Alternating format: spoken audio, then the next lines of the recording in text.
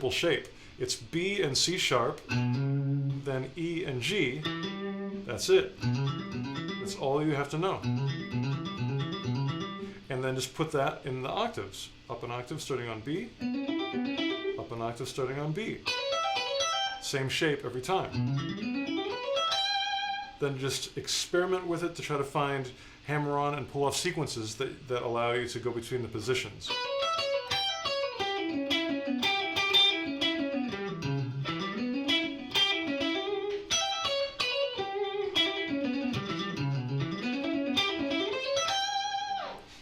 By coincidence, this arpeggio to me sounds really good over an A7 chord as well. It's sort of a chord substitution. The jazz people can explain it to you better than I can. But it sounds nice over this chord.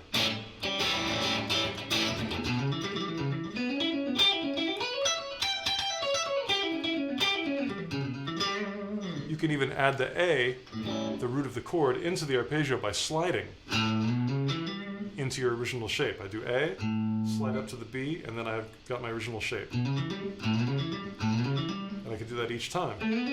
Here's the A, here's the A. That's a nice sounding arpeggio.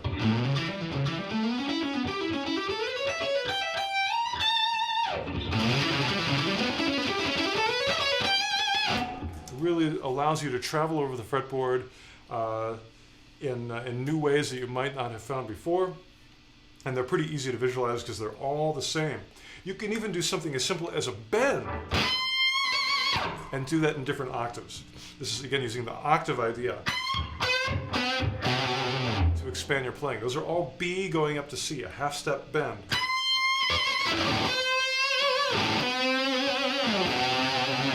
Or add a little phrase to it.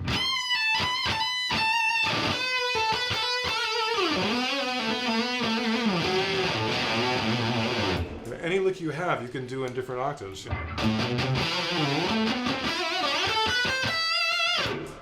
You could do a cool phrase like this. Like,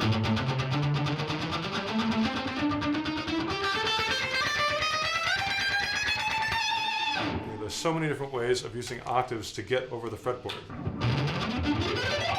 3-note per string scales work that way as well.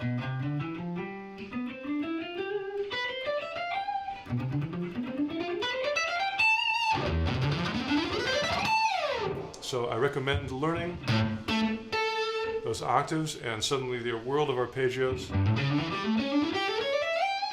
will come flying open and you can enjoy them and rock and roll.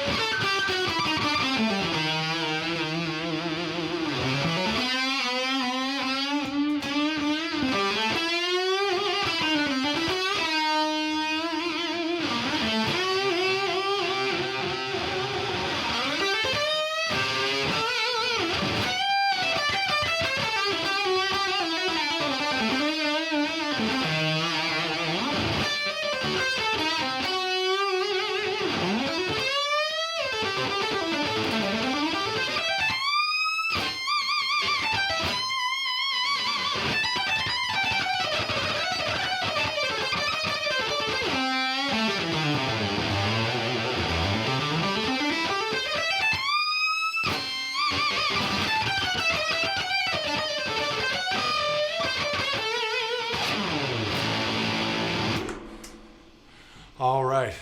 One of the most important parts of playing the electric guitar is bending the strings. Without that, it's a very polite instrument. You know, the first scale I learned was A minor pentatonic, like most people learn. And I played it up and down politely, like everyone does.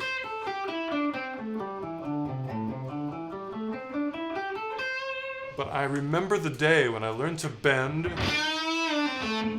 that string. And suddenly the whole scale came alive and the whole guitar came alive. And to make your guitar come alive, what I recommend is to search out all the places where you can bend within the keys that you use the most. And fortunately, you are probably a rock musician like I am, which means that there aren't a lot of keys you have to deal with. Rock musicians play in A, they play in E, maybe G and some other keys, but in general, we stay in A and E a lot. So today I'm going to explore the key of A and look for all the places where you can bend.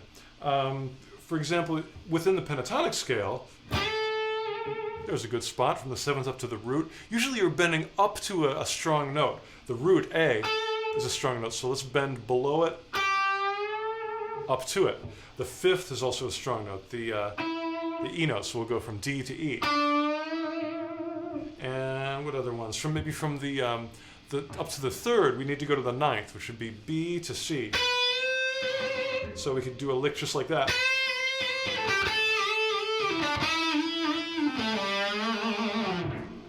And beyond that, you could, another good note is maybe the minor 7th. So let's go below the minor 7th and push the 6th up to that 7th, F sharp to G. Very good for blues and rock playing, you know.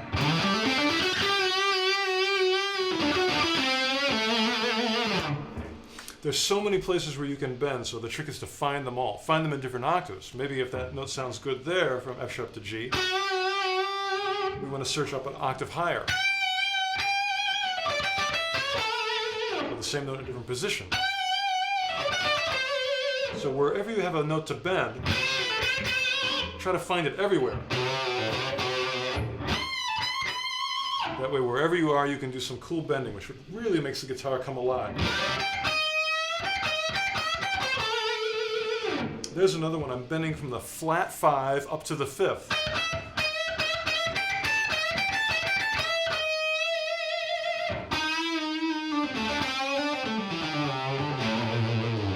So you can even get like neck diagram paper and just write out all the places where you can bend and also how far, because not all of the places have an equal size of bend. Like if you're going from the one we just did, that's a half step bend. In some places, like if you hit the E note, the next cool pentatonic note is G, so you have to bend up a minor 3rd.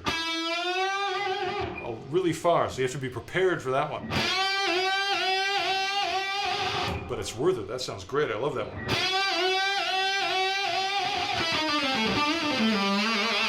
I start making rock and roll faces when I play that note. And you should too. What other bending things? Also being aware of the tempo. You can bend very slowly. Or what I like a lot of times is to almost imitate what a whammy bar would do. For example, when you hit a whammy bar, you play a note and you just quickly lower it in pitch. So you could actually raise the note up without picking it, and then hit the note, and then drop it like a whammy bar. So that's a good way of getting some vibrato.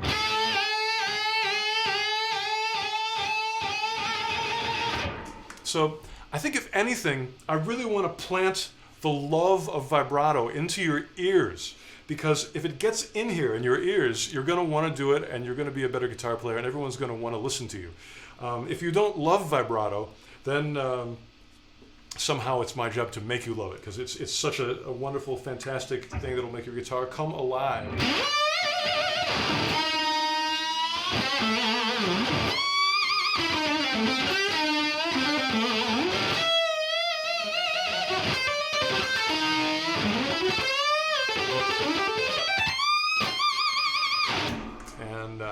So please feel the love, stick it into your ears, and bend the strings and make them come alive with rock and roll, bending, and vibrato.